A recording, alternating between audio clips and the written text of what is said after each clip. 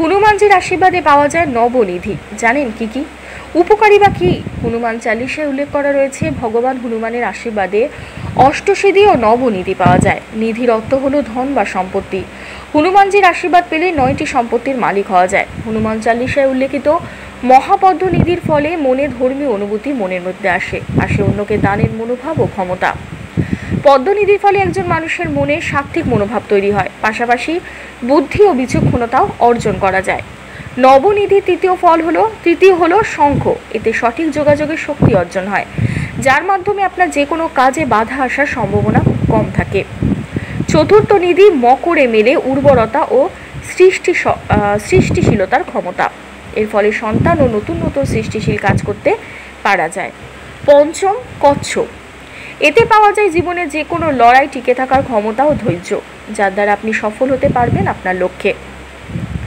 মুকুন্দ হলো ষষ্ঠ নিধি। পাওয়া যায় ঈশ্বরের অনুগ্রহ লাভের ক্ষমতা। এর মানে হনুমানজির আশীর্বাদে আপনি যদি নবনিধি অর্জন করতে পারেন, তাহলে তার মধ্যে থাকা এই নিধিটি আপনাকে যে কোনো কাজে ভগবানের আশীর্বাদ পেতে সাহায্য করবে। সপ্তম নিধিকুণ্ডের সাহায্যে নিজেকে বিচক্ষণ ও খ্যাতি শীর্ষে নিয়ে যেতে পারবেন। নীলা হলো অষ্টম নিধি। এটি থাকলে ঈশ্বর আপনাকে সবসময় রক্ষা করবেন। শেষ ও নবম নিধি খড় ভাই পাওয়া যায়। প্রতিপক্ষ ও শত্রুর বিরুদ্ধে জেতার ক্ষমতা। যে কোনো লড়াইতে পিছপা না হয়ে লড়াই করার সাহস পাবেন আপনি। ধন্যবাদ।